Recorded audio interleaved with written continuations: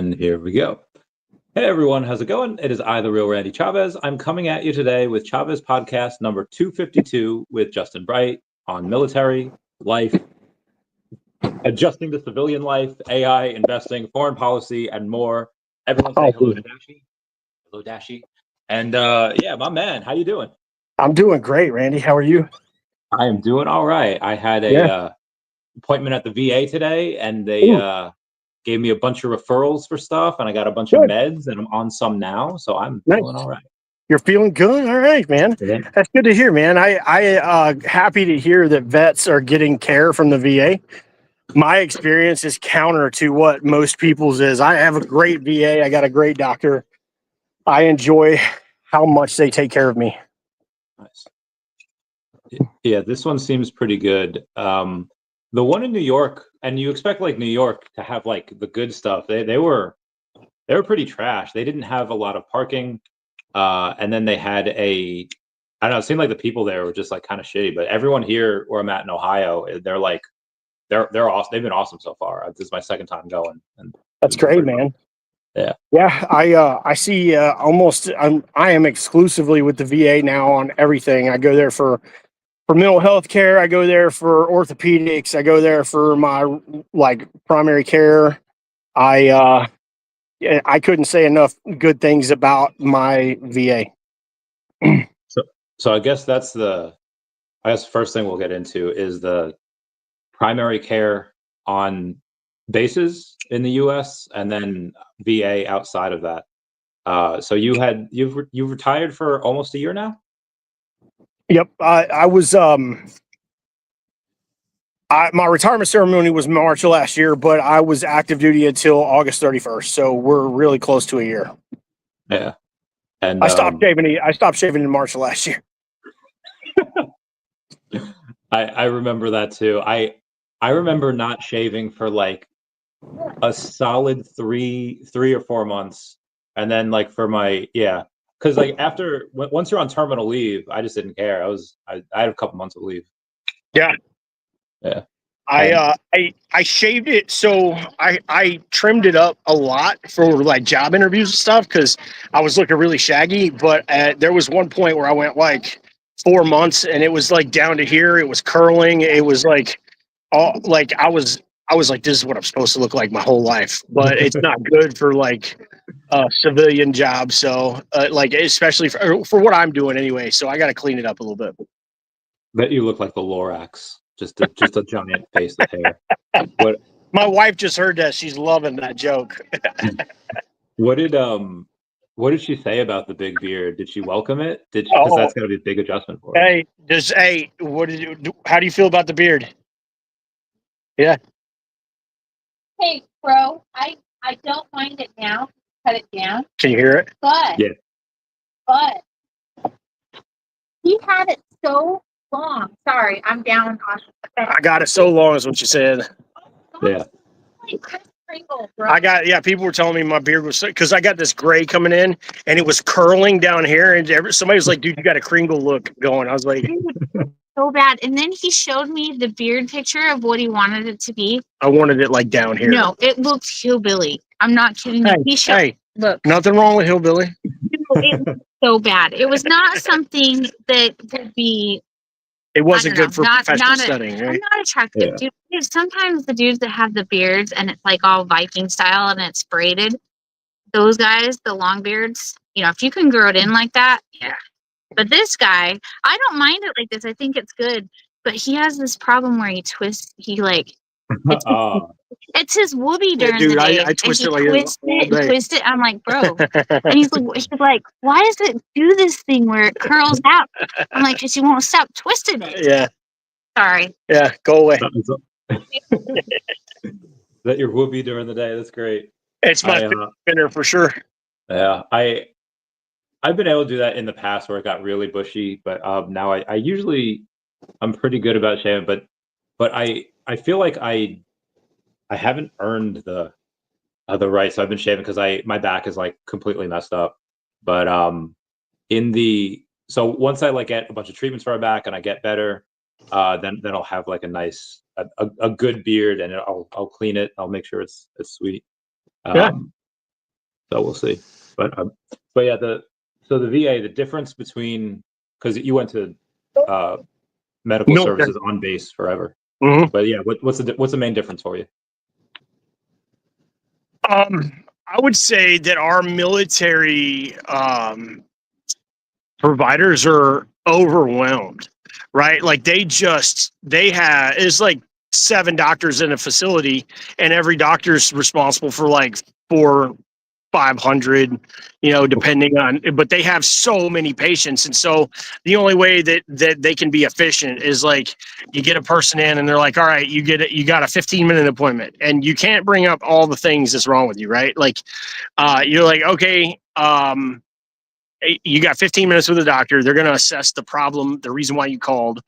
And most people like me, I'm sure you were the same way, that I would wait until things were so bad that it was like, I was suffering, and then I would go in and they're like, what's going on? And I was like, well, I got this foot problem. I got this shoulder problem. My knee's killing me. And the guy's like, stop, look, hey, what's like the number one problem you got? And like, I got my knee. That's it. He goes, all right, cool. I'm going to send you a referral. You're going to go to orthopedic surgeon. Okay. But when my first appointment with the VA, they made an hour appointment with me, and they're like, tell us everything. And I sat down with a doctor, an MD, and I went through everything. He's been all right. And he's like, he ordered a full workup. He ordered, everything I said I had a problem with. He ordered either a referral or got me downtown to see off a community provider. It took about 7-8 weeks after I called the VA to get me in for my initial appointment.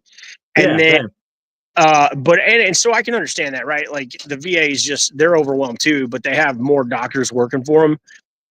And so once I got in, I got a mental health provider probably 3 weeks after I'd asked for one. And I seen her for 2 weeks, every 2 weeks for 5 months. And then I got into a psychologist. I see her once a month. And then they're transitioning me to different people. Anytime I got an issue, though, they're on the spot with helping me out with referrals.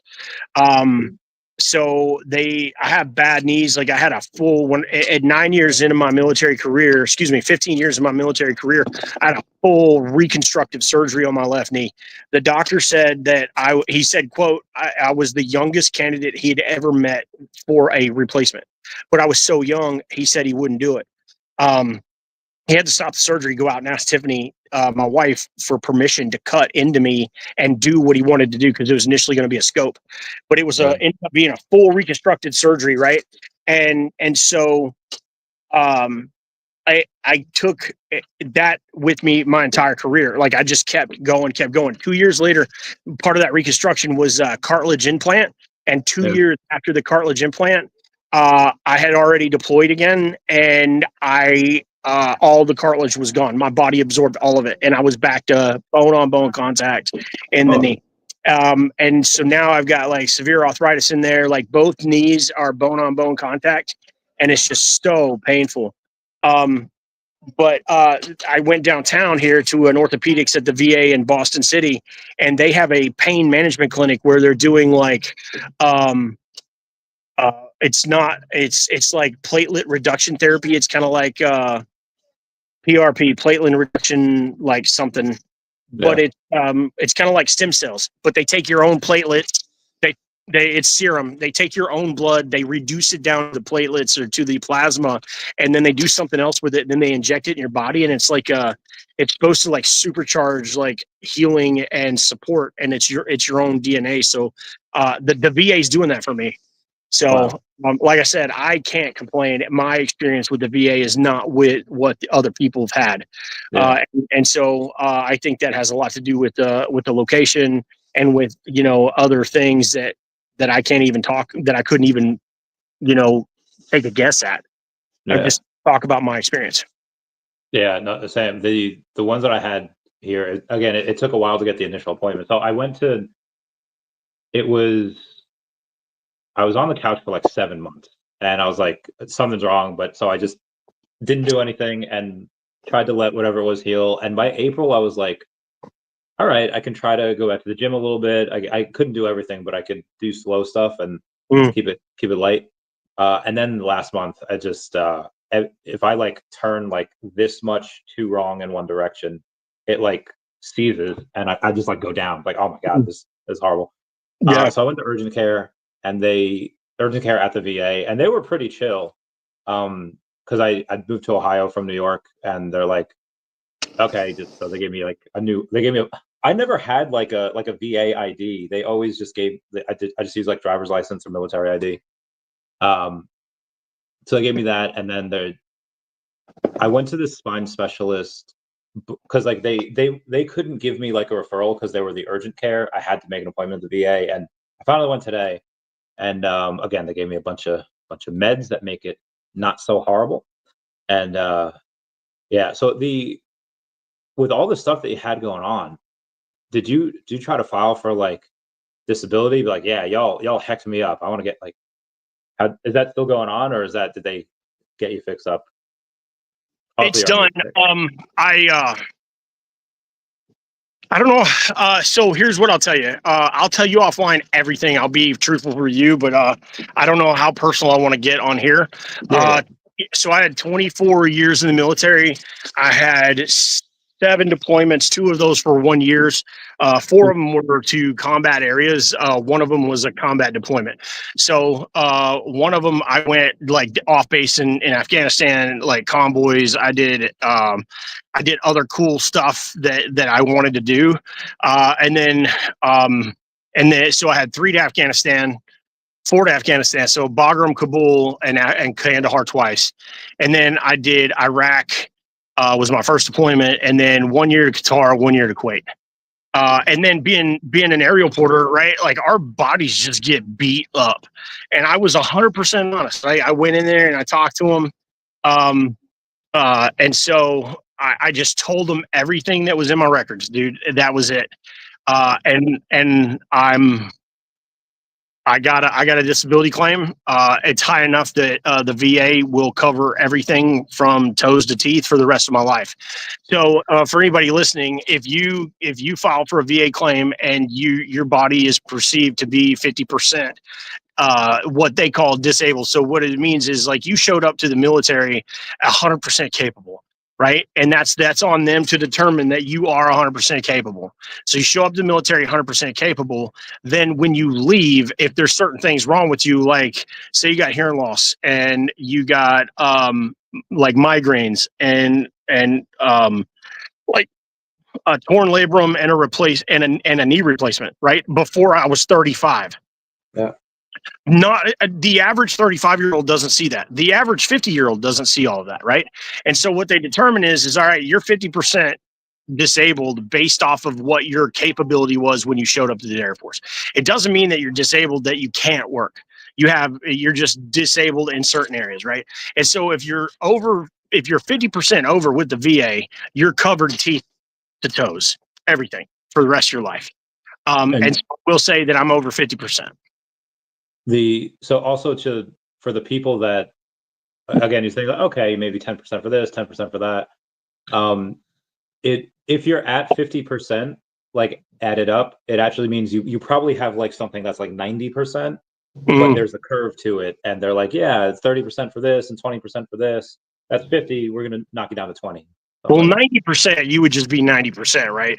But like, what you're getting at, and I hope this isn't, you don't see this as rude. I hope you don't take it that way. So I pushing pallets, heavy pallets. We're talking, sometimes 10,000 pounds, and you do that 12 hours a day for 15 years, right? Because after 15 years, I'm in an office, right? I jacked my shoulder up. I went to the doctor one time. I can't lift my shoulder up past this. Anything past that, and it's excruciating. So I jacked my shoulder up one time, and the doctor looked at it and it's like, yeah, this is probably what's going on. We're going to send you to physical therapy. Go to physical therapy. It's in my records, and I still can't move it past that point. They gave me 30% for my shoulder. And you know what they gave me for my knee? The replacement? They gave me 10. Fuck. That is what, yeah. For you But doing the math, that's not 40%. That's 30%. So they take the highest percentage, right? So like in my scenario right now, that everybody's listening to, I'm 100%. They take the 30 off the tops, means there's 70% left. So for one knee, it's 10%. So then they take 10% off the 70. So that's now we're at 63%. And then I got 10% for the other knee. Well, then that's 6.3% off. And they round up to, I think they round up to the nearest half. So then that's 6.5 off of 63, right? And that's just the three things. But then once you get down to once you're at like those people who get to like 80%, like it's so insane, all the things that are stacked up, right? Like you're talking, it's proven that the food that they fed us when we were deployed, the shit that was in the water, the burning of chemicals, all of the mixture of it, that's proven that that's led to irritable bowel syndrome, right? So there's a lot of people who have irritable bowel syndrome and they got 30% just for irritable bowel, right? Then if you got ringing in your ears, there's no proving that, but I got ringing in my ears, and they're like, 10%. All right, well, 10%, yeah, 10%, right? so all quarters have that. Yeah, it adds up. But the more you get, the harder it is to get to 100. Yeah. What I've noticed, there's one woman named Dr. Rhonda Patrick, who's like one of like the greatest doctors I follow. She goes deep into everything, and she said like, yeah, even like hot coffee you shouldn't get because the container that they give it to you in is filled with some type of plastic, like even at like Dunkin' Donuts, and that the hot melts it and the plastics go into the liquid. You drink the liquid. Yeah. So I went to this clinic the other day, and I asked this guy about like, what if you were to like leave a bottle of water outside in the sun all day and drink it? He's like, one is fine. And I was like, what if it's like that's the only water you drink for like 7 months? And he's like, and I'm just thinking like deployment, because when you're deployed, you have to drink the bottled water. Yeah, and you squeeze it, right? You squeeze it so to make sure there's no holes in it, right? As you get it off the pallet outside, it's 105 degrees. Yeah. So I basically said like we're cooked. Like we have so much plastic in our brain. Yeah, we're hard broke, man. Like there's, like I heard the term one time. It's like, hey, what's wrong with that dude? And this is kind of dark.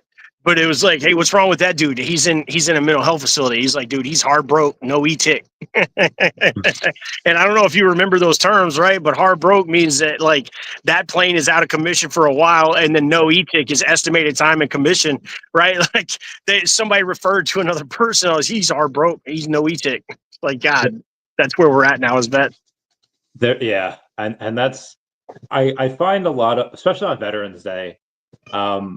I feel like I'm a relatively well-adjusted person, but like when somebody's like crashing out, like if they're like crashing out, like there was this dude at the VA before. It's like, I don't want to rush. I want to go at my own pace. And it was like, in any other place that would be like a scene, and people would be like, oh, what's he doing? They'd be like recording. But I feel like for vets, it's just like, that's just Jerry. Like that's just I feel like we see a lot of crash outs all the time. There was a staff sergeant that went crazy, and he didn't go crazy. He just, I guess he like had too much sun or something, and he was like a staff sergeant, and he was like kind of freaking out like on the food line about something, and then this like master sergeant goes up to him like, what's the problem? And he's just like, I'm trying to get my food. I have to take like a bunch of these orders, and I can't do it for everyone. They're only allowing me certain types of food. And then she said something, and he'd be like, your lips are so damn pretty. If I wasn't freaking out, I would kiss them lips right now. And then he's like, yeah, go ahead, everyone. Tell everyone the staff started to go crazy in the DPAC. And I didn't know who he was. We tried to find out. I don't know if he got sent home. Fun times. But on my third, that was on my fifth deployment. It was my second time at Kandahar. We're sitting out in the airfield, and so like, we're in a smoke pit, which is like a bunker, right? And we're sitting out there, and this brand new airman's like 19 years old. He's married. He had no business being married. And I'll explain why, right? Like, so we're sitting here and he's like, just like, he's freaking out. I was like, what's going on with you, man? And he's like, dude, he's like, I can't do it. I can't do it, Sarge. I miss my wife. I miss my mother, and I'm like, what? You miss your mother? He goes, yeah, I miss my mother. I miss my wife. And Kandahar Air Base in its prime was like 55,000 people. There were civilians. There were, other country nationals who were working there, military from all different branches, all different nations. I said, you miss your mother? I said, look around. There's 50,000 people here. They all miss their mother. Yeah. Right? Why do you get to go home?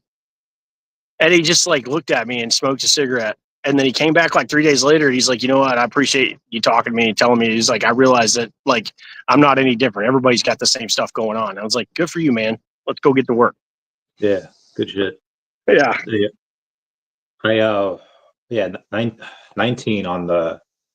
We had a lot of those. I tried to be one of the. I would be asking dudes to marry me all the time to get out of the dorms. At the Christmas party, I asked a shirt to marry me, and yeah. I think she took it seriously at first too. She's like, "Why?" She's like she just like generally questions curious. She's like, "Why?" I was like, "Man, I'm gonna be honest. I just want to get out of the dorms." Like, if my answer would have been different, be like, "I like the way you handle situations. Strong woman. You're close to retirement. I feel like we could make this work." I feel like she would have taken that seriously. But missed the shot. Oh no, he went away. We will get back into it. Yes, get yourself into the Cat Telegram chat. Link down below to daCATlinktree.com and a link down below to pretty much everything else, whether it is and we'll add him back. He's back. I don't know what happened, man. Sorry. It's all good. It happens. I feel like that happens quite a lot. People try to click something and a message pops up and something goes down. I was trying to scroll out of that. Sorry, it was my bad. I won't touch anything. You're good. So I saw this video of this one chick, and I think she's got to be older. She's got to be like in her like mid to late 20s now. But she said when she was in basic training, it's like, hey, last time, like if you have any contraband in your lockers, get it out now. You'll be fine. And a couple girls did. Well, a couple girls did, and she said that was like fine. I guess it was early enough that was fine. And she goes through like one of the girls' lockers, and there was just happened to be like a rock in there. Like, what is this? It said like it was contraband, and like, is that considered contraband? And Drill Sergeant's like, yeah, like 100%. Are you supposed to have it?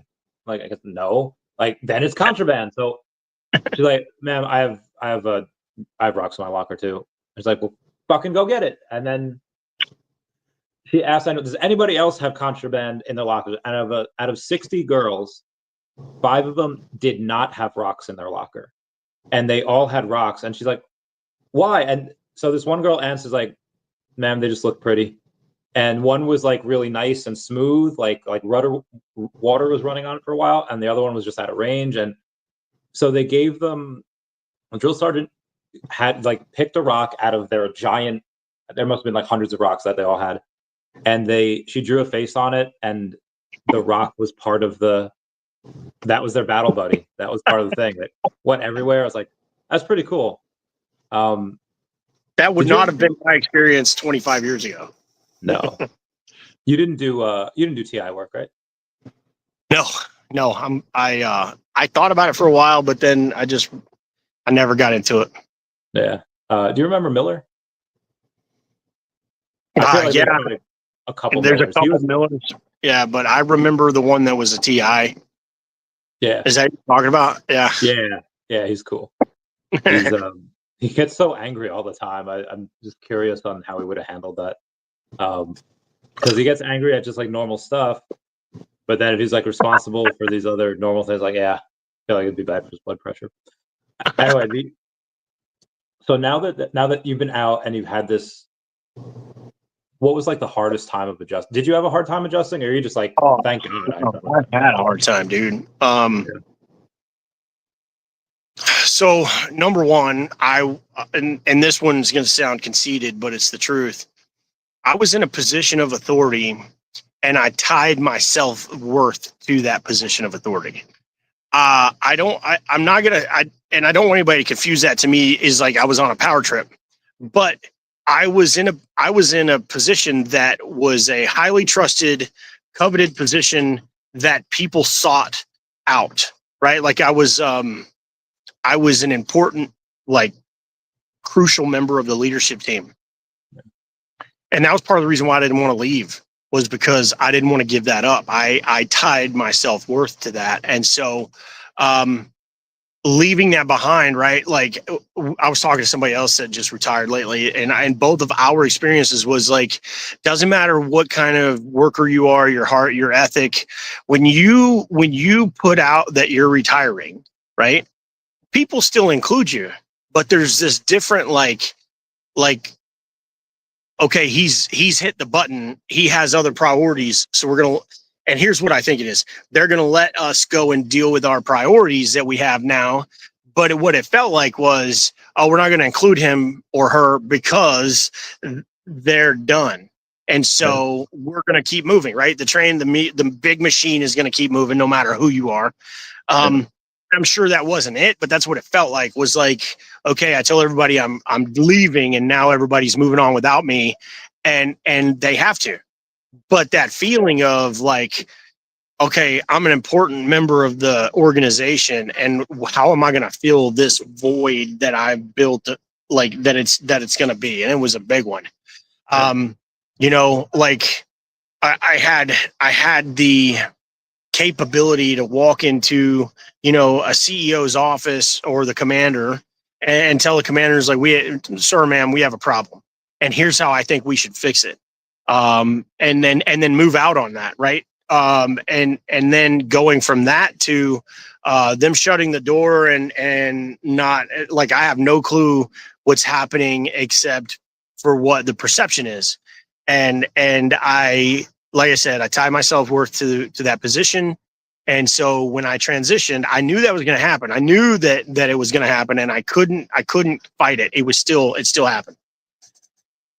So on top of like the most stressful year I've had in my adult life, like retiring was one of those, but then several like waterfalls happened that it just kept pouring on. Right. And so, I got an internship, and then I scheduled my retirement ceremony. And then when I retired, the internship program that I went to, they're like, oh no, we're canceled. We're done. You're not, like, we're not taking anybody else. So I was like, I already retired. Like, I can't like just go back to work and be like, hey, you know, let me back to work. So I had to jump through hoops to get a different internship program. And then my wife had a serious like incident at work where everything was, she was okay, but there was some other things that led to like it was just a very, very serious incident that she had to take care of, and it was scary, and it was and it cost a substantial amount of money to get through that. And then after that, my mother-in-law said that like she needs my mother-in-law moved in with us. I still hadn't had a job. I'd put out like 50 job applications, been to job interviews. I had a master's degree, I had a bachelor's degree. I had 2 associate's degrees. I had a certificate in leadership development. And I couldn't even get a job as a secretary, you know, and I'm like, what am I doing wrong? Like all this stuff that they told me, people want veterans, people want you for your skills and all the things that you can't put on paper. Well, that's the problem. You can't put it on paper. Right. And so, I ended up getting a job as a secretary. And that was a humbling experience, but I needed that. And it was humbling because I was used to being the person behind, like I was used to being one of the people behind all the closed doors. Yeah. And now I was the person that was like waiting for those people to come out and like say, go do. I applied for a government position. I got turned down. They said I was number 2.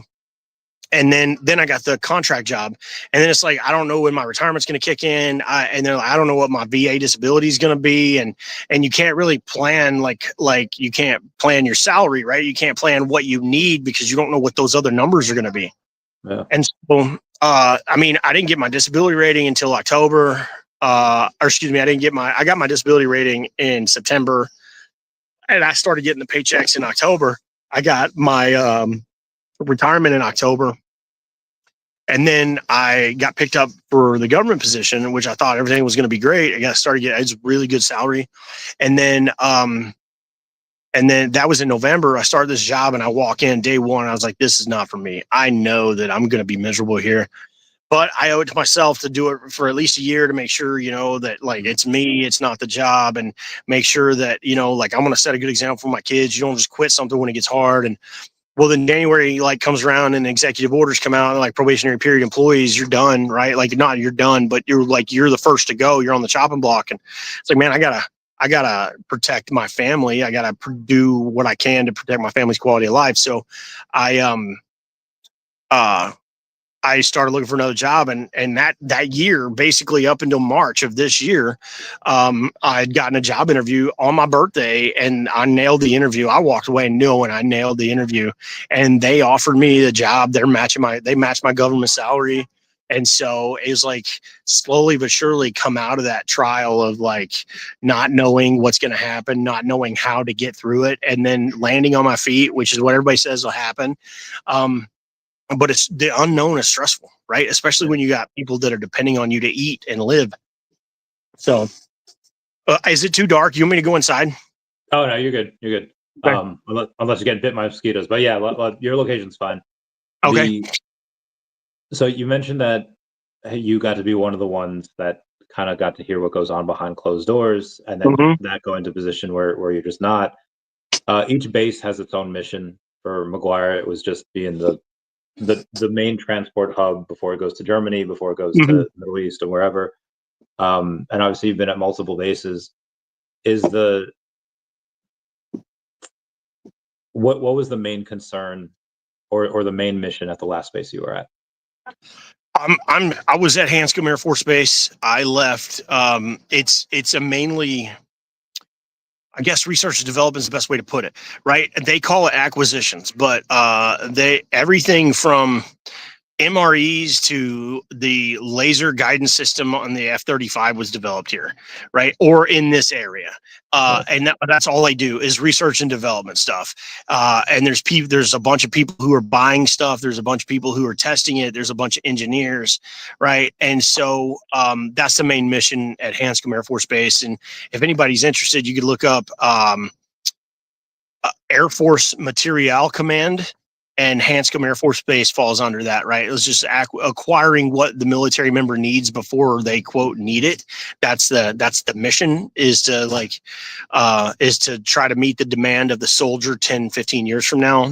And so like really forward leaning research and development. So when talking about the soldier, I assume they're not talking about like mental health stuff, although that's its own thing. Are they talking about the gear they would need for the war that's in 10 to 15 years? Yeah. Any kind of equipment, right? Like we're talking like UAV deterrents, lasers, weather, radar, they advertise on the Air Material Command. There's this a video on their website, from beans to bullets to lasers, and even the compact disc was designed and patented with the U.S. military. I did not know. So have you heard of the glitter conspiracy? I have not. There's only 2 companies, I think, in the world that make it. And I think they're both in Jersey, or one's in Jersey, and their books are private on who their biggest customer is. And I think originally it was developed. I forget the original glitter was developed by, but it can do stuff like with radar, or it can like mess up radar in a way that makes it so you can throw stuff off from it. And I was like, okay. Do you know how much glitter is used in the Air Force, or at least in the military, as far as radar detection? Are you testing me, or you're curious? I have no idea. I was wondering if you knew. I have never once in my time in the Air Force seen anybody with glitter that was issued.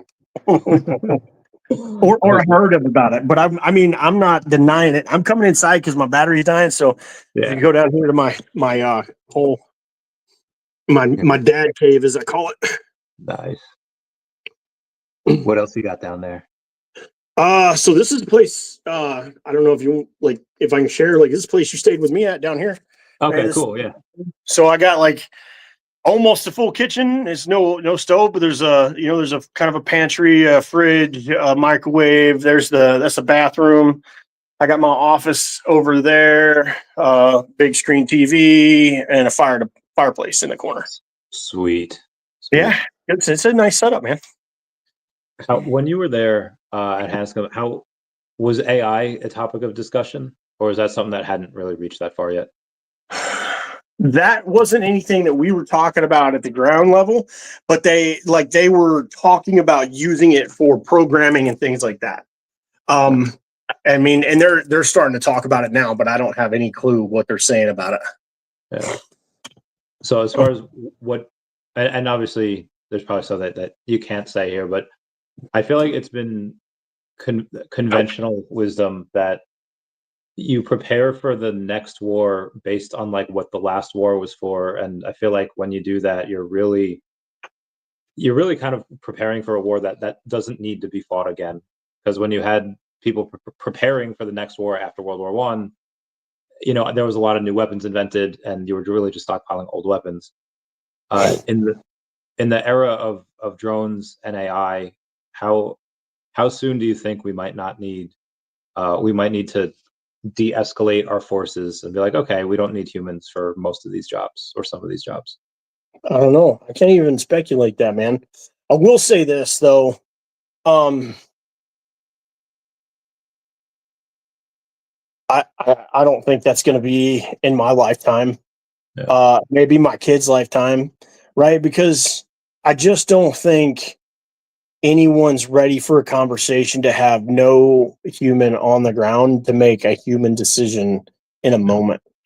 And that could be a flawed decision, but it's still a human who's capable of taking in everything that an AI can take. But the moment that the AI's battery drains out, then what?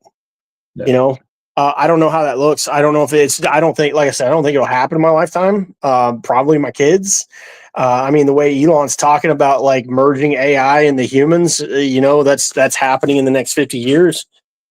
Maybe that's where they'll go. But I don't see no human on the battlefield ever. I don't know if that's going to happen. I like the idea of, well, obviously war is horrible, but if you have like a unit going out on random location, kind of hard to defend against like 150 drones unless you have a bunch of drones yourself, and then the drones like fight those drones, and it just seems like that might be a way in which we might go. I think Russia just got a giant stockpile they had a giant stockpile of planes that they used that could be used to carry nukes, and like a third of them are gone because of like a precision drone strike. So like the nukes are still fine, but one of the ways to carry them out via those aircraft, they're like a third of them are gone through those drone strikes.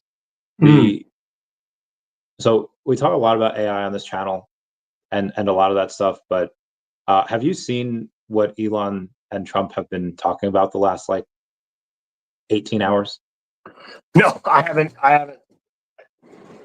The news. So it is a lover's quarrel. They are going at each other, and I think both of them are going after each other. Yeah, because that's when funny. you had Elon was like in charge of Doge, in charge of like getting rid of all these cuts, and then there's like this bill in Washington that's going to add like I don't know how many trillions of dollars like to the debt, and Elon's like, well, I tried to like stop this. So what Elon had said before, he basically said, I'm going to drop a bomb. Donald Trump is in the Epstein files, and that's why we haven't had them yet. And I was like, oh, no, he didn't say like what he was doing in those files, if he was actually doing anything wrong, but he was like on a couple of flights. And granted, you could take somebody's like private plane from like, Tallahassee to anywhere like New York City. And just because you're on like a flight while, like doesn't mean you're really doing anything. But I feel like the markets have just gone to shit today. It was a rough day for markets and crypto. And would you ever go out for politics? Like, hey, No. Local Congress. I don't have I don't have the mentality for it, I guess is the best way to say it, right? Like, I feel like,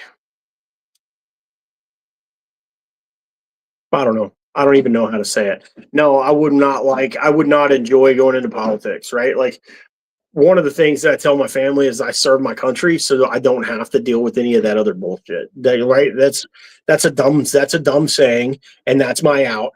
But I don't want to make decisions for anybody else except for my family the rest of my life.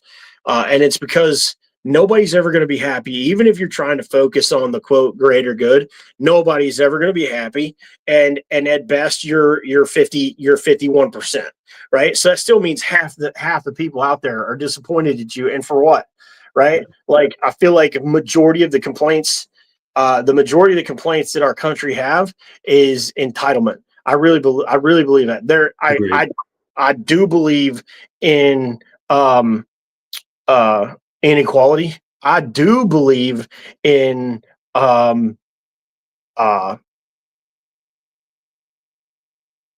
let's just say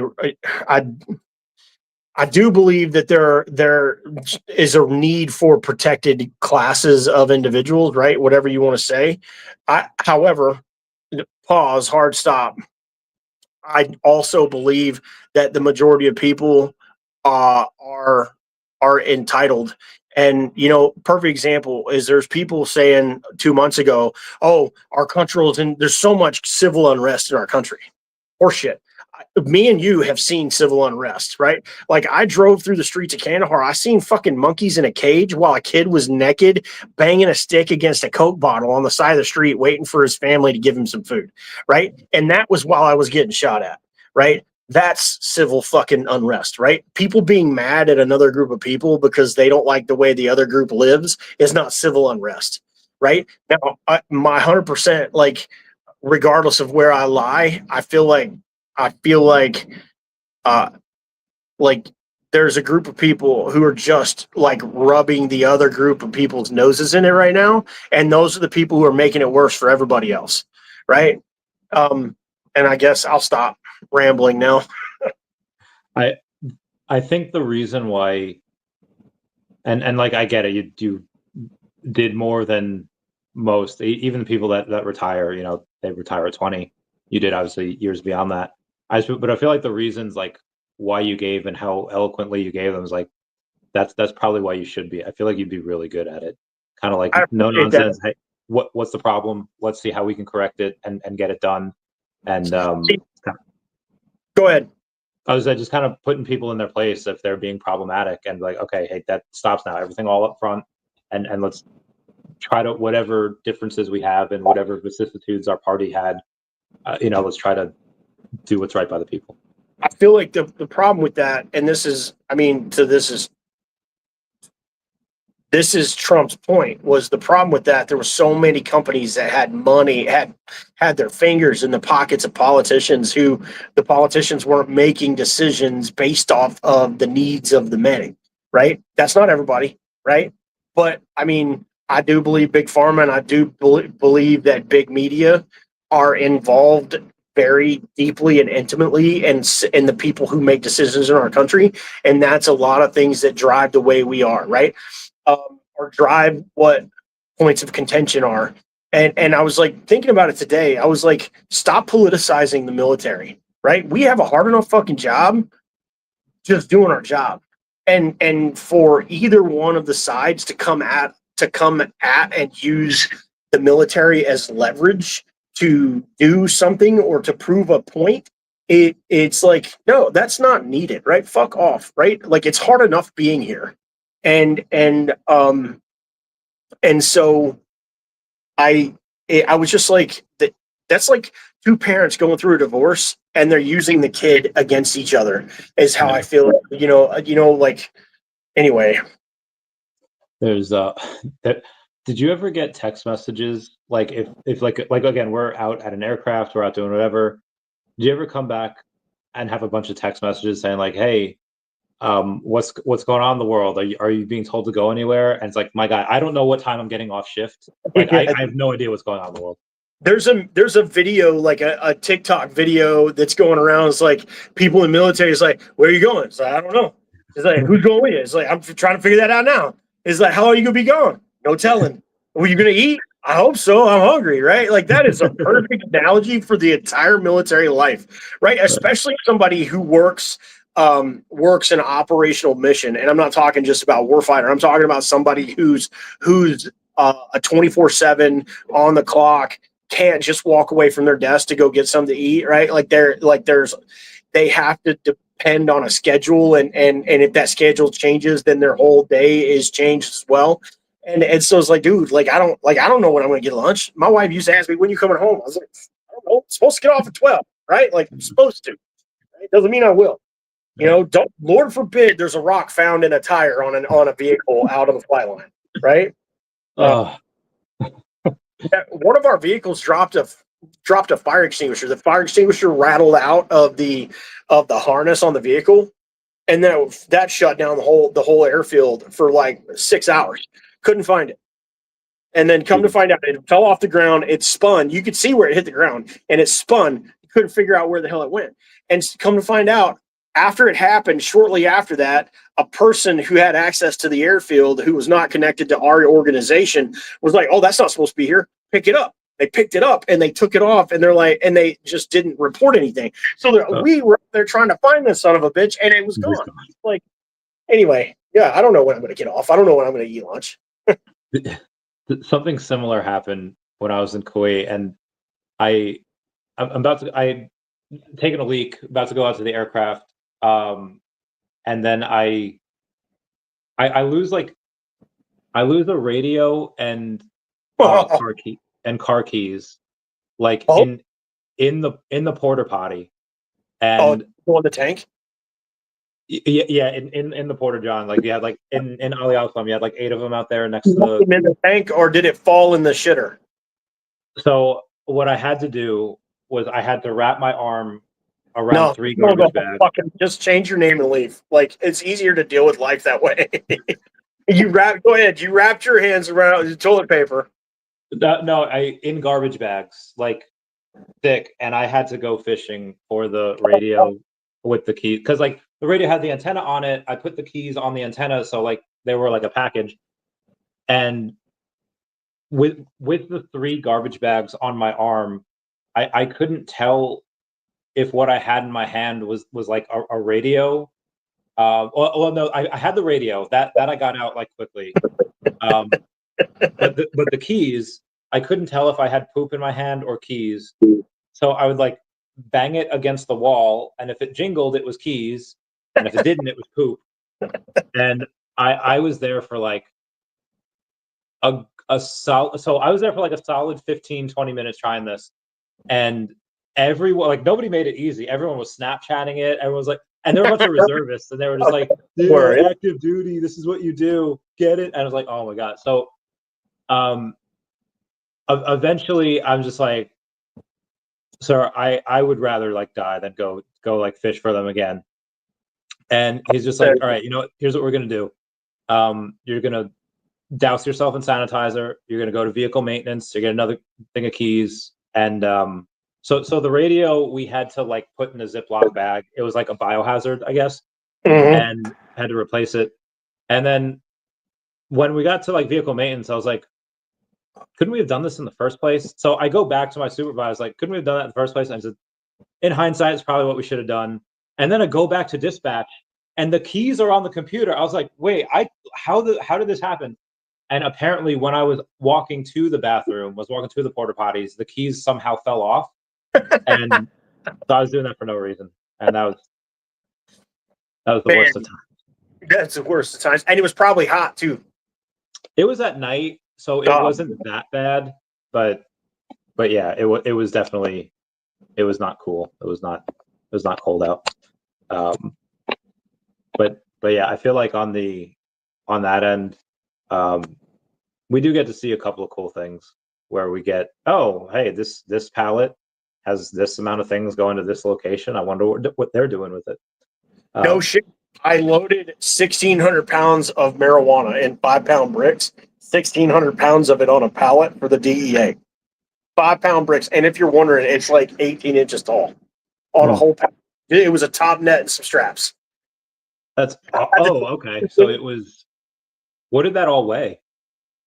1,600 pounds. Yeah. Wow. Damn. 1,600 pounds plus a pallet, which is 295. Yeah.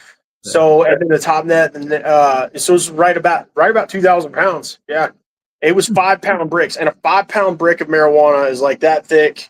It's like a foot by a foot, and by 6 inches. That's awesome. But that was pretty cool. Hey, speaking of something cool, I got something I think your crowd would be interested in. I got up early and went to a Nintendo Switch 2 release this morning. Yes. Yeah, so my youngest son, he's 10, he turned 10 about a week ago, 10 days ago, and he was like, Dad, all I want for my birthday is a Switch 2. I was like, all right, cool, like, let's do it. And it was like, they're not out yet. I was like, what do you mean they're not out yet? And I knew where this was going. He goes, and so we looked it up. It was like, and when he told me this, looked it up, and it's like, oh, they're not out. That's early release. I'm like, all right, cool. So I was 2 days late on the like reservation. And so I'm asking around all these places, and Best Buy was like, yeah, we're going to have extras, but we don't know, like, we're going to do a midnight release. And Best Buy is like, it's right here by my house, and there's not another one for like 30 miles. And so, all right, cool. I guess I'm going to show up at 6. I'm going to sit outside for 6 hours. I'm going to get my son his birthday. That's all he wanted. We took him for his birthday. We took him out to a movie, and we took him to dinner because he was patiently waiting for a Switch 2. Yeah. And I'm like, cool. So last night I go and check, and I'm like, hey, are you guys still doing the midnight release? They're like, no, but we're going to open up tomorrow morning at 7. And I'm like, and I was like, what? And he goes, the town wouldn't authorize our midnight release, and not everybody knows that. And I was like, so if I get here like 5 o'clock in the morning, then it'll. And he's like, I'm not saying what time you should get here. I'm just saying that we're going to be open at 7. So I showed up at 5 o'clock in the morning. I took a lawn chair with me. It was one of the. I was number 8 in line. So yeah, and they had 100 of them. Wow, cool. So yeah, I saw somebody pop up in the chat. Yeah, I got my son a Switch 2. It was Switch 2 with Mario World.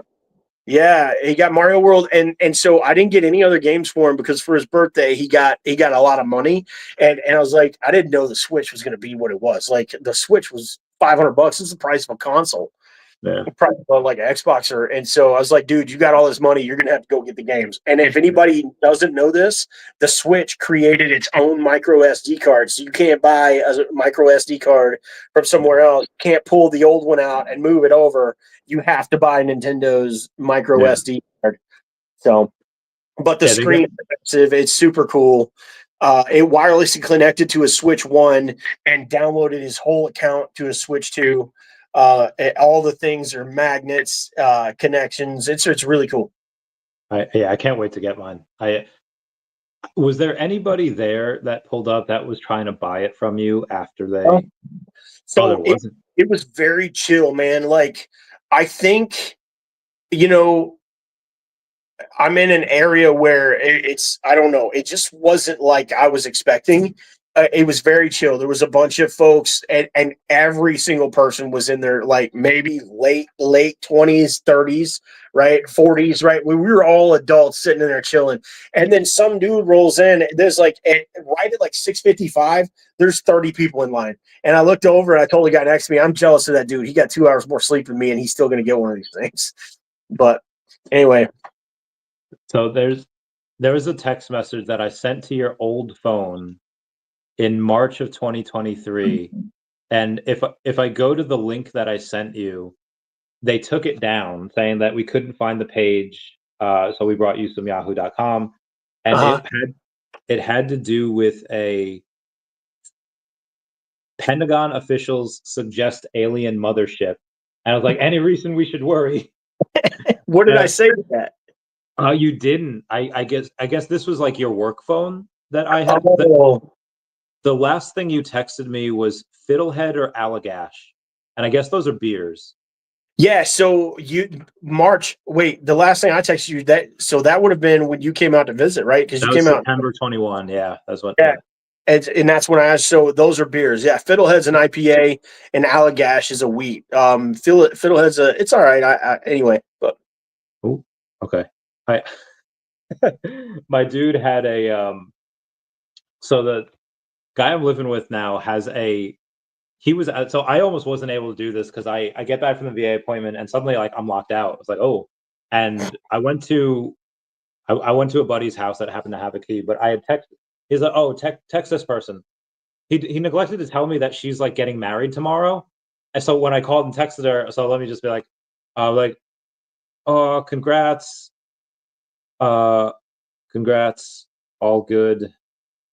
I didn't want to message her while like on her likely bachelorette party or whatever, but okay, there we go. That's that. So we had I think we talked briefly about investing before. yeah. Now that you have a couple of things set up, and I think you have a pretty good job. What does the investing game look like? What have you been looking into? Oh, what's funny is I just bailed out on everything I had in NVIDIA 2 days ago. So NVIDIA was the last. So, where my mind's been since I've started getting like it's like I'm so grateful. I'm blessed. I have an amazing job. I get to do something really cool, and I'm getting paid. I'm getting paid really good to do it, and so my mindset has been like debt, like pay off debt. So I had been putting a little bit in NVIDIA until it started to tank, and it went from like, I don't know if you're aware, like 148 to like 98 or 97 in March, and it dropped like $50 a share. And then I was like, okay, cool. I'm gonna start throwing a little bit of money at it, and then it climbed up, and it got up to 141 like a week ago. And so my grandfather left me the money that I used to invest that. And you and I were talking about this when you came out in 21. And so I had decided with my wife, I was like, hey, you know what? Like, I want to travel. That's what I want to do with my life. I want to travel. I want to take my kids on adventures. And so last summer, I was like, hey, we're going to travel every year. We're at a point in our lives that we can do this. So we got everybody passports. We've gotten like, we're going to Ireland this summer. So, yeah. And one of the things I said is, I was like, that's going to be my grandfather's like final gift to me and my family, is he's going to pay for an adventure for us. And so I bailed out whenever it got up to, I was like down less than $30 on the entire investment. And I was like, fine, I'll take a $30 hit. I bailed out on it. And then you said that everything tanked. And so I'm put that towards hotels and Airbnbs and stuff. And just for the trip for my family. I think NVIDIA, my brother, very, very smart guy. He's an engineer. That doesn't make him qualified as a finance guy, but he said something resonated with me like 2-3 years ago. He's like, dude, AI is going to do what the internet did. It's going to do what Google and Yahoo did. It's going to explode. And when he said that, he was right. So I started looking at some AIs, and I got into Palantir, and I made like $200-$300 small change on Palantir, and then I went all in on NVIDIA when they split at like 107 a share. I lost a bunch whenever it went down to 97, but I paid back into it, and then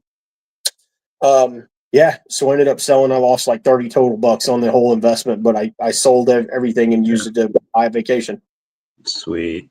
And then the deal that I made with my wife, because she was upset with me that I basically sold my inheritance, but I was like, I'll buy it back, right? Because I think NVIDIA is leading the charge in AI, and NVIDIA is just slowly growing, and it's already split once.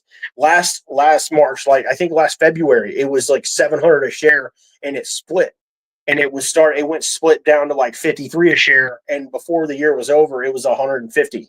Right. And I think it's going to do that again. Like, I think it's Jensen Huang. Wang. I can't remember. Don't know how to say his last name, but dude's a superstar. He knows what he's doing. And there's no one that's going to catch him in America anyway.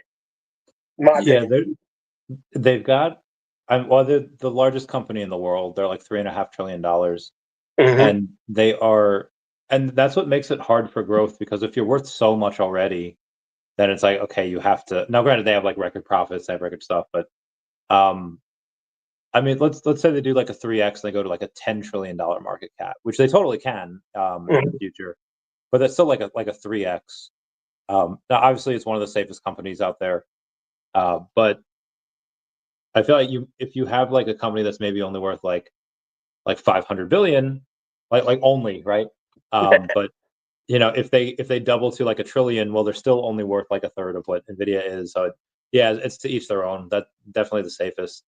I don't know how Microsoft felt when Nvidia overtook them as the largest company out there. That must have been hard. What about Joe Rogan? What about Joe Rogan? Do you listen to Joe Rogan, or do you watch his podcast? Yeah, a lot of times now it's like clips, and they just take parts of the shows. But I've watched his whole interviews before on certain things. So there was one I was watching where he was talking about they were trashing Bill Gates because he's not the richest man in the world anymore. And I was chuckling at that. Yeah, I don't know. To be honest, man, I'm so far removed. I hate reading the news because I'm constantly disappointed. I'm disappointed in how our country acts as a whole, you know. And I don't care. That is not a political statement. That is just our country can do so much better. Like, regardless how you feel about Trump, one way or the other, that man, and had the opportunity to. Everybody who was on the fence about him, he had the opportunity to either prove himself right or prove himself wrong. And unfortunately, in my opinion, he has taken a hard left turn and proved himself. He proved himself wrong and proved everybody who was on the fence about him right. And just been like, it's so like polarized. And when people stop to think about how good they have it, even though like it's a polarized political climate, we still have it like the best environment to live in the world, right? It's certainly top 10, but and I feel like that's the side of that is missed on what people's entitlements are, you know, and that bothers me. There's I think this is what happens when life is too good and you don't have that villain to fight. You don't have like a great big war. Like, so there's a friend of mine, like I was at the VA, so I wasn't doing anything, and I was just in a text group, they were all going at it. And this one girl was like beside herself. Like, I wish I could just go back to like 8th grade where like everything was awesome and like life just kind of like sucks now. It's so bleak. I was like, you married like a wonderful man. You have your own house from your man's salary, and like you have like a beautiful kid. And I was like I understand that everything is politicized now and certain things suck and there's a lot of political strife between like the 1% and everyone else. But yeah, like good life. And I feel like when people don't have that, like a mountain in front of them to climb, they don't have something to accomplish, they kind of complain about it like anything. So somebody might get disappointed at me for bringing this up, but I think it's really worth looking into. In the 70s, I can't remember the name of the doctor that did this, but this doctor created a utopian environment for rats just to see how they would act. And it was split in four areas, right? It's like 4 slices of the pie. And there was enough housing, there was enough food, there was enough water, and there was nobody had to fight. And it was something like, I can't remember how many generations it was, but it was like, it wasn't that many. It was like 10 generations in. There was an increase in violence. There was an increase in inbreeding. There was an increase in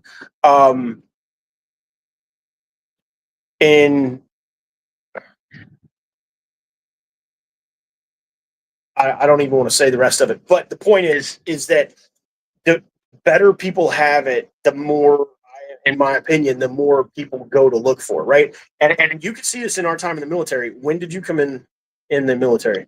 Late 2012. Okay, so you never had to shine a pair of boots? No. Okay, so my generation, we came in, we had to shine boots, and we had to have a starched uniform with creases in the legs and the pants, right? We had we had 8 patches on our uniform, right? We had both sets of stripes, so 1, 2, and then name tapes, 3, 4, and we had unit patch and base patch, 4, 5, 6, and then we had occupational patch, 7, right? So every one of those had to be sewn on, right? You had to have, it was mandatory to have those patches. You had to iron your uniform. You had to wear your boots with a shine, right? And so that was a mandatory expectation for you to show up putting that much effort in the night before or the morning of that you go to work. And if you didn't have a quality uniform, you were called out for it. So then the next generation shows up and all they have is a wash and wear uniform where they don't have to put any effort into their boots. They don't have to put any effort into their uniform except pull it out of the dryer and move forward. And so then you fast forward to the next generation where, okay, we're removing that uniform, we're changing back to a uniform, and you have to maintain some things that you weren't used to maintaining. You have to maintain unit patch. You have to have a flag on your uniform, right? You have to do these things. And people were getting disappointed, like, why I got to put all this stuff on here? Like, why? Like, and it's like you're 2 generations removed from having to get up 2 hours early to iron and polish your boots, and you're complaining about Velcro. And that's the most simplest line that I can draw to that is that you don't know how good you have it because you've always had it that good. And that's, I believe, majority of our country have that, right? Like majority, and it's unfortunate the homelessness, there's unfortunate the drug problem. The majority of people walk into a house and they flip a switch and the lights are on. They open the fridge and there's cold. There's an opportunity for cold food, right? You go to the restroom and you push a button and it's gone, right? You turn a nozzle and you can clean yourself, right? That's the majority, and there's 1/3 of the world doesn't have that, and not to mention like having a pillow, right? Now, I get not everybody has that. Not everybody has the things that I'm talking about in our country, but more people in our country do percentage-wise than other countries out there. And we've had it so good for so long that now we're finding dumb shit to bitch about. Yeah. Like, you can't call me a man. You like, I'm a woman. Why is this an argument? Right? Like, why? That's where we're at in a society where we're arguing about whether or not I can or cannot call you a man or a woman, right? And instead, why can't we focus on just being respectful, right? Yeah. Like I may not agree with the way you choose to live your life, but doesn't mean I won't help you in a moment that you need help, right? If you had a flat tire, I would still help you fix your flat tire, As like, if we could have that mindset of just like being nice, even if we disagree, it would be so much nice. It'd be so much better. Agreed. Another reason why I think you should be in politics. That clip right there. I'm on a soapbox. You gave me a soapbox. I'm sorry, dude. That's hey, I want to shout out with DEVVE seltzers. I'm not like, I love these things. Have you seen these? No. Do they make coffee also? No, not yet. Or I haven't seen it. Are you a seltzer fan? Not. I don't go out of my way to drink them. Very like pinkies up kind of thing, right? Like, if they're there, I like them. Yeah, they're fun. So these Liquid Death guys, So let me get through this and why I'm a Liquid Death fan. I was drinking 2 or 3 Monsters a day. So if anybody doesn't know, it's like 380 milligrams of caffeine.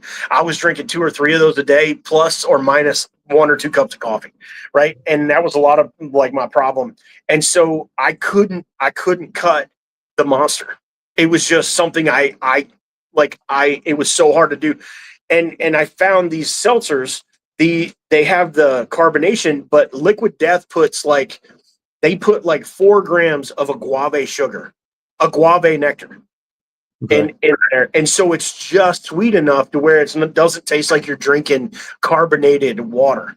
And they have a ton of good flavors. Like there's 1, 2, 3, there's 5 ingredients in this, and 3 of those are grapefruit, lime, and orange, right? And then carbonated water, agave nectar, and then stevia, right? That's all that's in here. And they're amazing. And I use those to get off Monster, and now I don't drink as much soda because of those things. So nice. I I have. So I mostly just drink water. Sometimes protein shakes,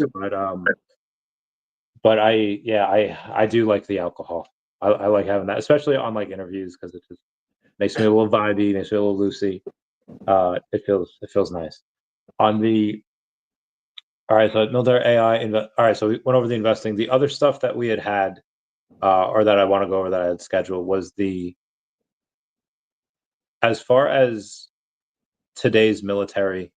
Would you have your, like, obviously there's a big difference between when you started versus now.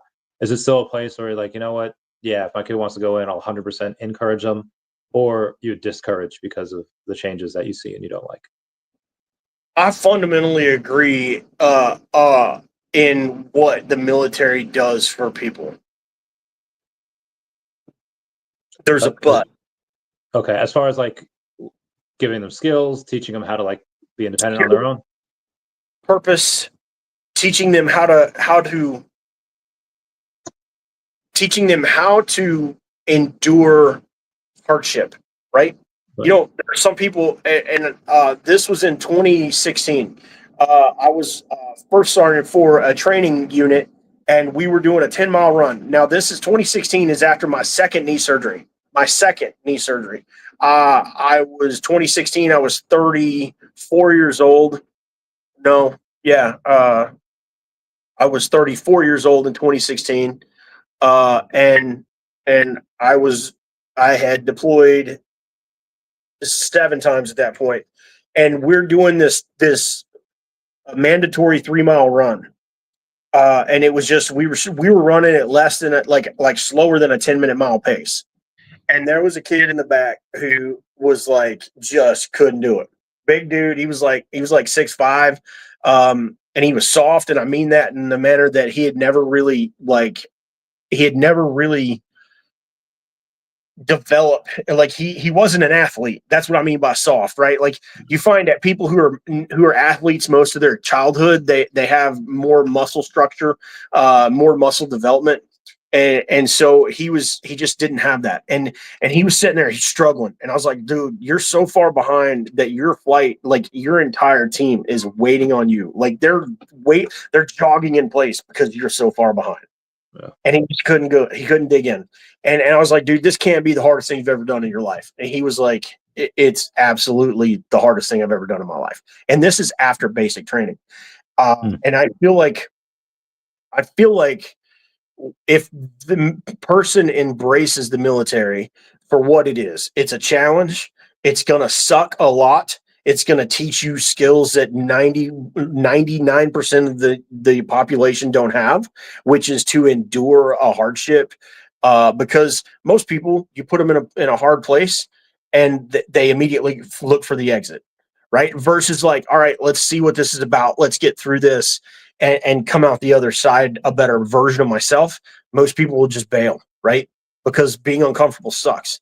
And I feel like if the person who joins the military embraces that and has that, like, okay, I'm just going to like put my nose down and get through this because it's good for me, they come out the other side a far better person than they were when they showed up. And that was definitely me. I joined the military before 9/11. There was no war, like Clinton was president. Like I was like, it was just like a thing for me to travel, right?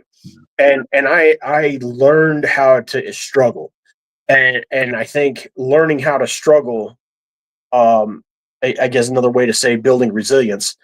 But I still believe that the military does that for people, but now people have to embrace it more because they're given more opportunities to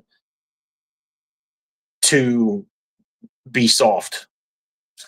I can't say it any like way different. Agreed. I tried to, I think in like 2021, like live, or in 2020 I did, is like live without like an air conditioner, because I was like, no, make my body work for it. Make my body work to maintain homeostasis. And now it's like, bro, it is 2 degrees warmer or colder than I like it. I'm very soft now. So I would like, I don't know, do you read? I used to a lot, not really anymore. No. Audiobooks. You had what books? Audiobooks. Oh, Yeah, so there's. Let me tell you this, Randy. Like, if you don't pick up anything or listen to anything, do this. Right? This thing is called The Comfort Crisis. It's a book by Michael Easter. Comfort Crisis. It's like a 9-hour read. You can get it. You can get through it in a weekend. It talks about how us as humans have, like, we've evolved or developed from a place of being able to endure hardship to a point now, to your point, he literally talks about how people can't even stand it if their air conditioner's off 2 degrees, right? And in that book, there's a Japanese way of thinking called Meseji. I don't know if I'm saying it correctly, but it's about enduring a personal hardship for the sake of enduring it, simply because you come out a better person on the end of it. And the person who wrote the book is Michael Easter, but he interviewed somebody who's like, once a year, I'm going to go on a Meseji, and if I don't have at least a 50% chance of failing, that's not going to meet the mark for me. And this dude was like, one year I was like, I'm going to run rim to rim. I'm going to run the Grand Canyon rim to rim. And he knew that it was probably it probably wasn't gonna happen, but he showed up with the explicit purpose of just testing himself, and so like Comfort Crisis and talking about like being able to endure things just because it makes you a better human. Being able to, it makes you resilient, right? And things, it just, I don't know, I believe in it. So if you don't read anything ever the rest of your life, I would challenge you to listen to or read Comfort Crisis by Michael Easter. So there are 2, you mentioned audiobooks. So Audible, I have 2 that I'm listening to, and there's not, it was my library. One is Talking as Fast as I Can, Lauren Graham. The other is Leaders Eat Last by Simon Sinek. That's a good book. That's a great book. I heard it. Yeah, in the beginning, he's just like, this book almost didn't happen because it was like too hard to write. I was like, oh damn. But I've seen that dude on TikTok. He's an awesome dude. Again, when I used to read, a lot of it was leadership books, so I do like that type of stuff. Something that I've gotten into, the past couple of years was like ChatGPT and just like talking with it. And I never really got into D&D because, one, it requires a bunch of people to like meet at a certain place and time, and just so busy I was never really able to do that. Are we about to talk about what I think we're going to talk about? Yeah. Are you moving to do that? All right, dude. Yeah. I'm going to get another drink really quick. Keep going. Okay. So let me. Is it how do you spell it? Everweave. Starts with an E. Yeah. Okay, so Everweave, and it looks like on the whole, like right there. Oh, who is this man? Where are those mountains? What's that river? And then I get to it, and it's like D&D, how like you would like to play, because you have to say like, okay, what's going on? There's something walking towards you. Like, what is it? Okay, you do an accuracy check, and then it's a, you can, if the accuracy check works, you can tell what it is. Okay, do I know? Have I ever seen one before? Okay, you roll for that. Okay, now like it's a history check. No, you have not. Be like, can I fight it? And so you do all. It feels like it takes you so many rolls and so many times just to see what this thing is, just to see what it. It's with. So yeah, have you ever? It's traditionally very nerdy, or I guess when it first started, I don't know if you ever watched Stranger Things. Mm-hmm. So in the 80s, like they're like, oh, okay, Dungeons and Dragons. It's like it's a demonic game that teaches you about demons. I like it's completely false, but that's how it is, yeah. So that's the origins, and then it just became like a thing for nerds. But now, because it's so good, there's a lot of people like in Hollywood. There's a lot of celebrities that play because it's good. Mm-hmm. Where I feel like you're like a man, and you probably didn't play this when you were younger. I did not. So how do you go from just like 7 tours to like talking to ChatGPT about this D&D game? Well, I enjoy AI. I think it's fun, right? I remember 3 monsters and 2 cups of coffee daily is diabolical. Dude, Wes, it wasn't good. Like, makes my heart go.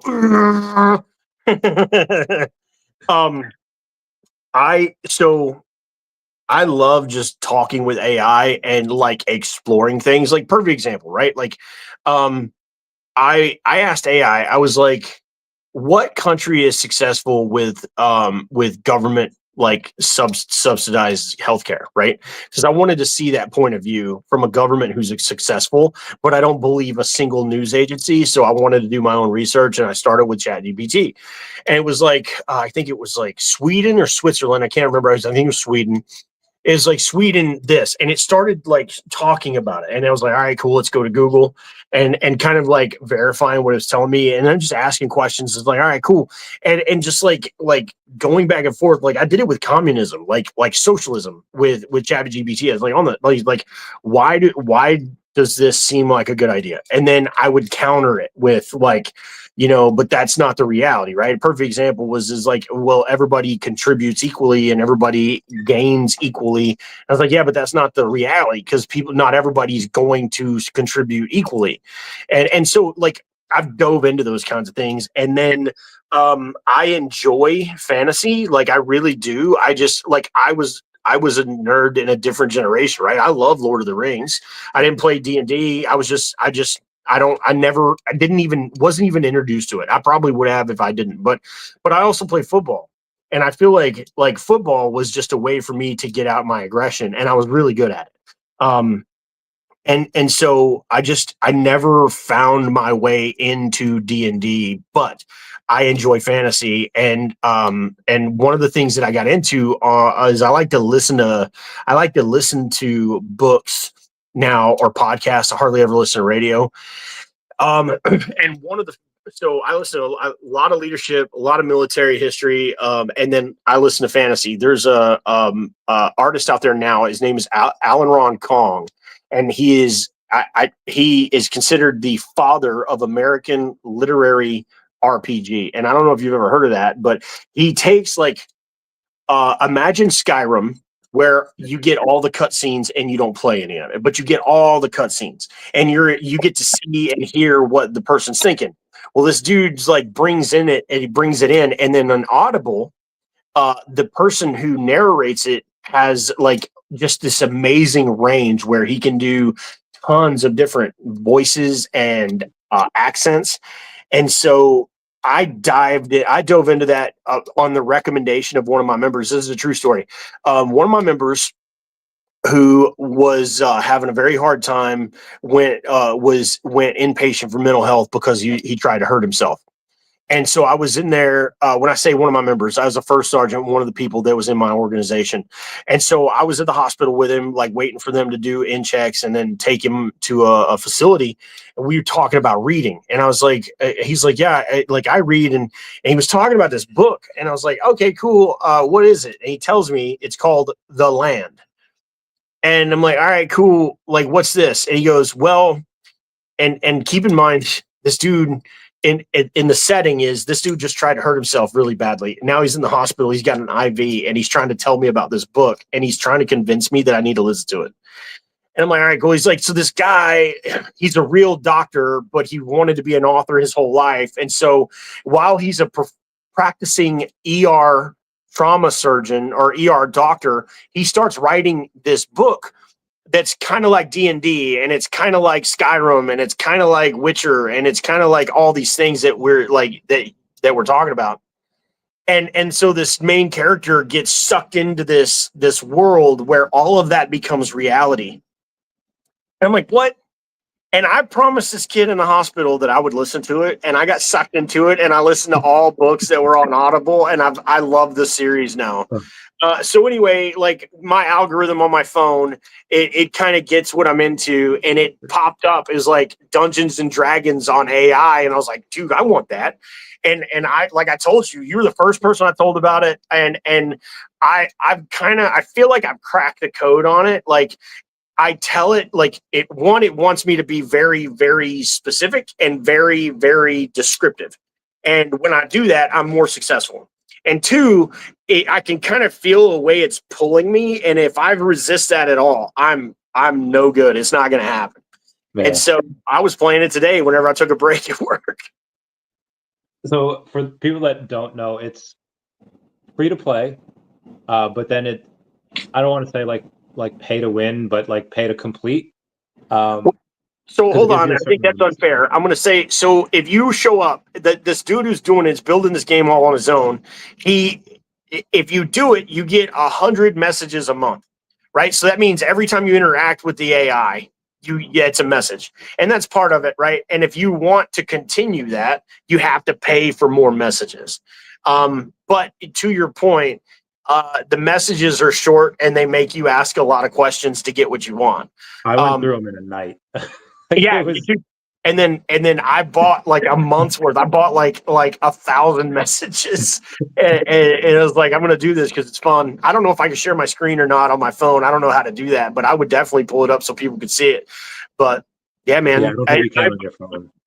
So I've like that thing has sucked me into a universe where I'm a rogue agent and I'm a spy who has been caught and have tried to weasel my way out. And unfortunately, my character has like the lowest charisma points on the planet, and there's no way I can talk my way out of anything. And so I have to find other means to get out of situations, which is really hard. But anyway, yeah, it's a fun time, especially like it's a definitely good time waster. Yeah. I wasn't surprised. I guess I was surprised at how quickly I got sucked into the world. I was like, it was cool. And there's this chick and there's this fox. And I was like, oh, this is dope.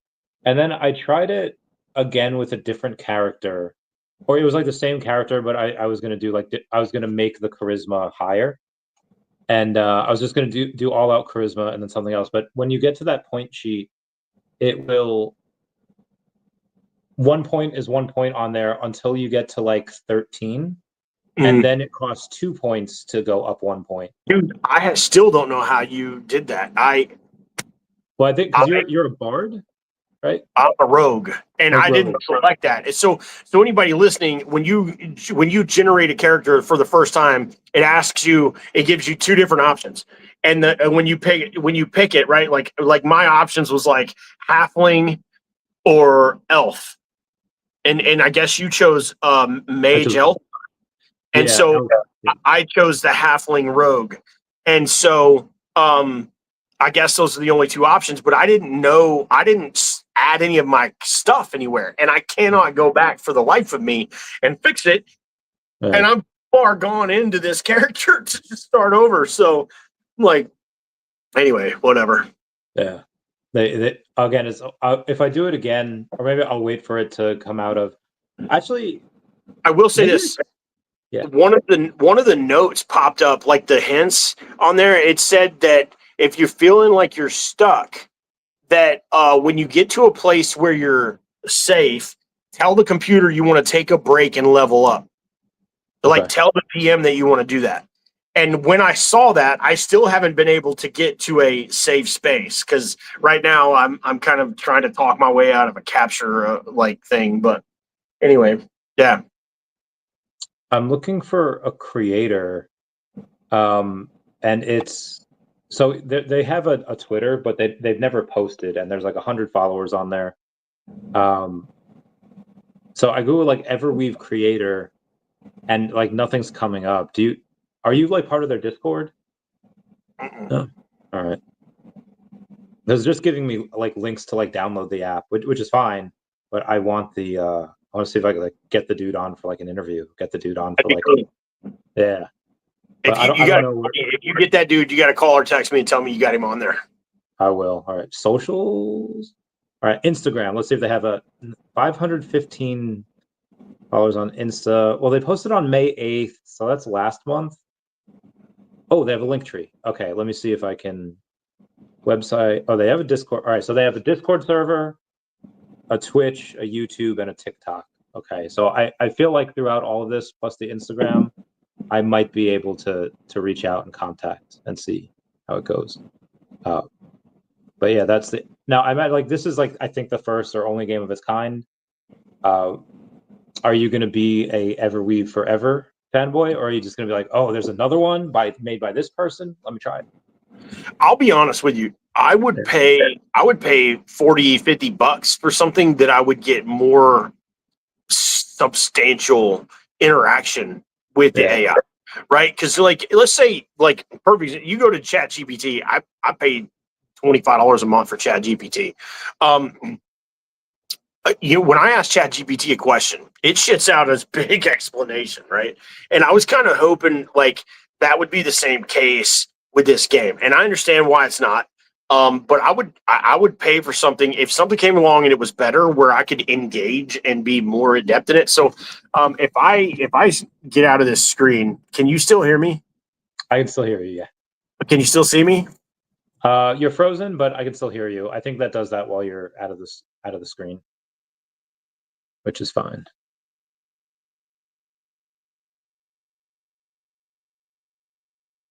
But I cannot hear you anymore, so I don't know if you're doing something or not. Sorry about that.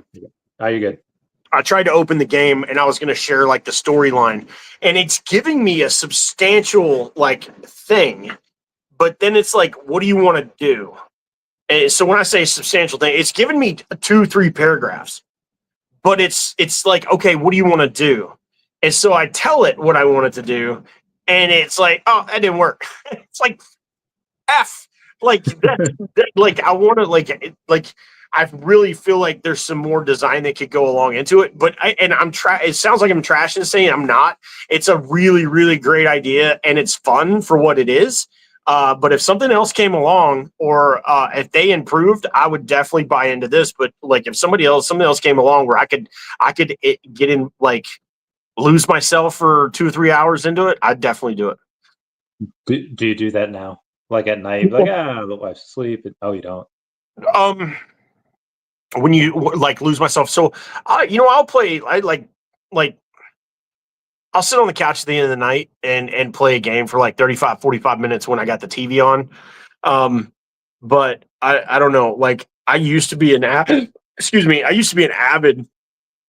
gamer, but I just, whenever I started college and I was like being a full-time dad, a full-time military member, a dad, a husband, and college, I was like, I can't, like something's got to go. Yeah. And I just never really picked it back up. Right. Like I bought a VR and I loved it, but then I haven't touched that thing in over a year. I bought a Switch to play with my son, and then he started playing games that were like, I'm not into them. So I haven't touched that thing in months. So, but something like that where I could engage my brain, where I could try to solve a problem. I like that kind of stuff. So, I would definitely be into it. Like my wife bought me something for Christmas. These things are cool. This is a fully functioning wooden Tommy gun that I got to put together, and let's see it right here. So this thing actually, the thing ejects there, the clip ejects, and everything you see was a flat piece of wood. Even this thing, and so the actual magazine will eject, and when the rubber bands shoot, it fires these things out, these little pieces of wood, and they fly out the side of the gun. And cool. Yeah, this is like an adult Lego. I like that. I love that kind of thing. My wife also bought me a clock. I haven't finished the clock, but the gun was it took me like 2 days to put this together. But I like this kind of thing. I would rather do this than a video game now. It's just because I get to solve a problem or build a thing versus like run around, and when it's all over, I'm in the same place I was before I started. Yeah. How heavy is that? Probably 4 pounds. It's very, very, very lightweight wood. Like, can you see these pieces right here? Yeah. Every single piece was like that thin or thinner. And if you were to look down the barrel, it's very, very flat. Right. Okay. And then the rubber band hooks onto here, and then it's automatic. So when you pull the trigger, this thing kicks off and it just flies this rubber band back and forth until the rubber bands are gone. Oh, It's pretty sweet. But that's I do that. I do those kinds of things before I play a video game anymore. I understand that. Yeah, I don't really touch. I mean, I'm busy, so I don't really touch them a lot. Or if I do, it's like at the end of the night, and I have like an emulator on my phone, and I'll just do it on my phone. So it feels like it just takes a while. Like, all right, gonna dedicate a half hour turning on the Switch, playing this game, and then like ignoring everything else that's going on. Yeah, yeah. But let's talk off camera for a bit. Let's do you have anything you want to say before we end? No, man. Hey, I appreciate this, dude. I feel like I don't know. I'm not as important as all the other people you have on your show. So, oh, it's this. I love this stuff. This is just catching up, getting to learn about other stuff, and then I feel like sometimes the audience might get a little like, okay, this person has this job in AI, this job in crypto, and it's like a lot of the same stuff over and over again. So to be able to just like kind of have a different perspective. Like I think Thompson was on once as just we were in a hotel, we were just on vacation, but I don't really get a ton of military on. So and especially one that was in such a high prestigious position as you were, and it's just a different outlook. And I feel like we need a lot of that. So yeah, thank you for coming on. I appreciate that, man. Yeah, dude, I love hanging out. We need to get together again in real life. I'll let when my back should be better in a couple months, and then I'm traveling a bunch of places. Back to anyway. Hopefully I'll get there soon. I think by August I should be able to get back in the gym and get that bread. But nice. So let's do that.